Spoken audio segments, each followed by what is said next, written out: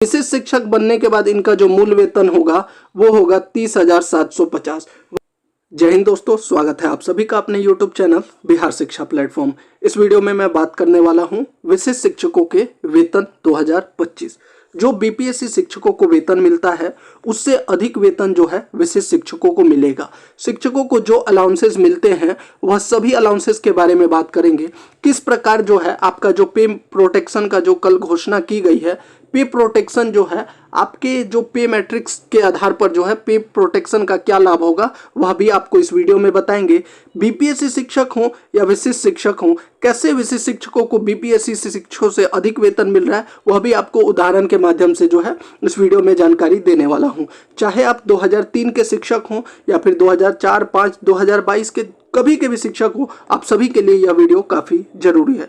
तो वीडियो को पूरा देखिएगा। साथ ही अगर आप हमारे चैनल पर पहली बार आए हैं तो जल्दी से चैनल को सब्सक्राइब कर दीजिए, वीडियो को लाइक और शेयर कर दीजिए। और अगर आपका कोई भी प्रश्न है तो आप कमेंट में जाकर पूछ सकते हैं या फिर टेलीग्राम का लिंक भी है, टेलीग्राम पर जुड़कर भी आप अपने प्रश्नों को पूछ सकते हैं। तो चलिए वीडियो को शुरू करते हैं।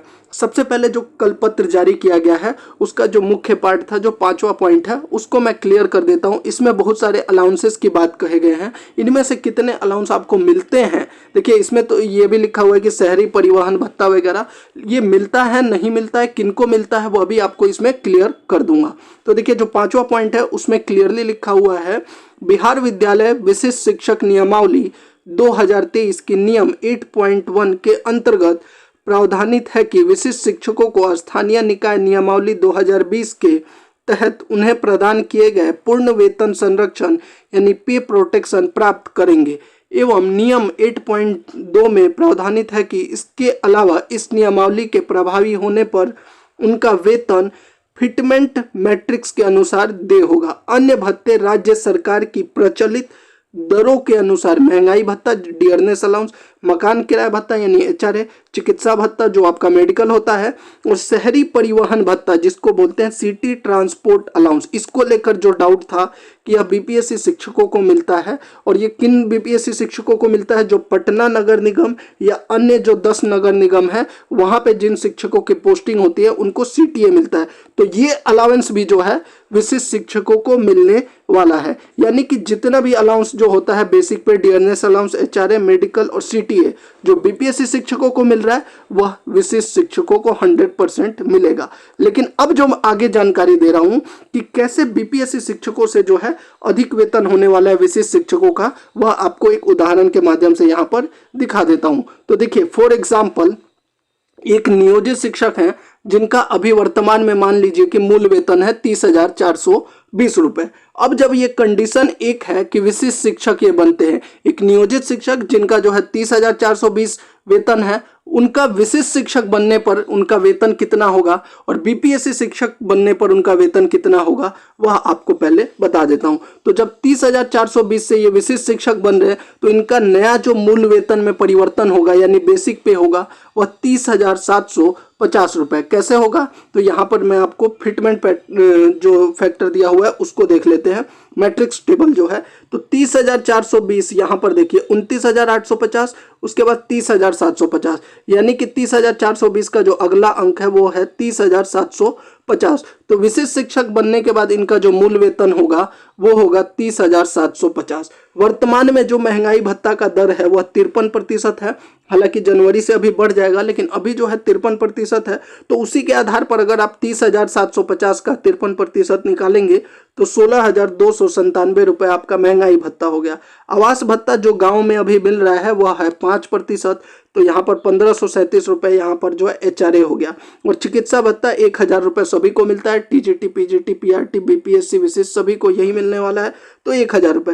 तो अगर ग्रॉस सैलरी देखिएगा तो यहाँ पर कितना बन जाएगा विशिष्ट शिक्षक बनने के बाद 49,585 रुपए। इसके बाद जो आपका एनपीएस जो आपका विशिष्ट शिक्षकों का कटेगा और बीपीएससी शिक्षक का वह दोनों सेम ही रहने वाले। तो चाहे आप बीपीएससी शिक्षक हो विशिष्ट शिक्षक हो, दोनों का एनपीएस जो है वो 10% आपका जो बेसिक पे और ये डीएमए से कटेगा और गवर्नमेंट भी 14% यहाँ पर जमा करने वाली है।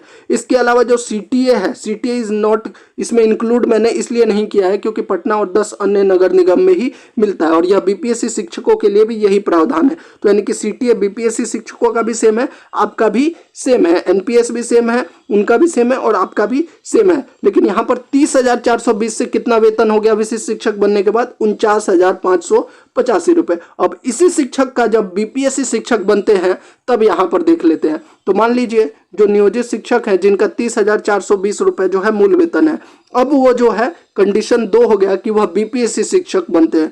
तो बीपीएससी शिक्षक बनने पर उनका कितना वेतन होगा? तो यहाँ पर ध्यान रखने वाली बात है जो मैंने आपको बताया कि पे प्रोटेक्शन का लाभ, चूंकि बीपीएससी शिक्षक को पे प्रोटेक्शन का लाभ नहीं मिला है, तो जितने भी नियोजित शिक्षक जो टीआरई 1 और टीआरई 2 में बीपीएससी शिक्षक बने उनका यहाँ पर बहुत बड़ा नुकसान हो गया। देखिए इनका वेतन कितना बन रहा है, इनका सीधे मूल वेतन जो है 25,000 हो जाएगा।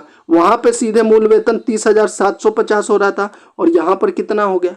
25,000 रुपए। तो बाकी अलाउंस तो सेम मिल रहा है, सुविधाएं बीपीएससी शिक्षक वाली मिल रही है, लेकिन वेतन तो बीपीएससी शिक्षकों का विशिष्ट शिक्षकों से कम हो जा रहा है। तो यहाँ पर देखिए मूल वेतन कितना हो गया? 25,000। 53% महंगाई भत्ता है तो 13,250, आवास भत्ता 1,250 जो 5% है, और चिकित्सा जो हो गया वो भत्ता हो गया 1,000 रुपए। तो यहाँ पर बीपीएससी शिक्षक का कितना वेतन बना? 40,500 रुपए।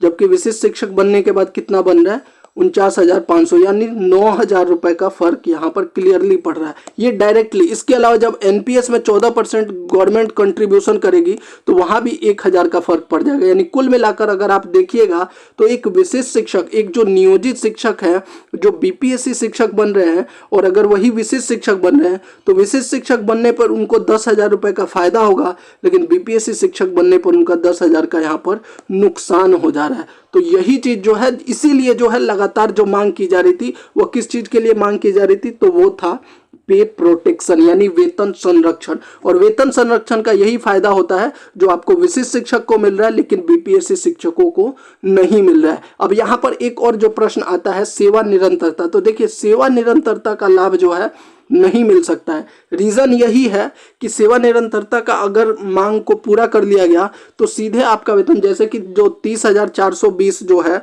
वह मान लीजिए 2004 या 2005 के शिक्षक हैं उनका है, तो यानी अगर अभी तक आप देखिएगा तो लगभग 18-19 साल सर्विस हो गई उनकी। तो अगर सेवा निरंतरता का लाभ मिलता तो 18-19 साल के बाद जो वेतन होगा वो मिलना चाहिए, यानी सीधे उनका जो है 41,320 रुपए हो जाएगा मूल वेतन। तो 30,000 से सीधे अगर 41,000 देना पड़ जाएगा सरकार को, तो सरकार के जो आर्थिक, इसीलिए जो है सरकार जो है सेवा निरंतरता का लाभ यहाँ पर नहीं दे रहा है। यहाँ पर सरकार जो है पे प्रोटेक्शन, और पे प्रोटेक्शन भी काफी जरूरी है, वह आपने उदाहरण के माध्यम से समझ लिया होगा कि कैसे बीपीएससी शिक्षक का जो है वेतन कम हो जा रहा है पे प्रोटेक्शन नहीं मिलने से, और विशिष्ट शिक्षकों का यहाँ पर वेतन बढ़ जा रहा है। तो ये थी पूरी जानकारी। अगर अभी भी आपका कोई वेतन से संबंधित डाउट होगा तो आप कमेंट में या फिर टेलीग्राम पर पूछ सकते हैं। साथ ही वीडियो को जरूर शेयर कर दीजिएगा। जय हिंद।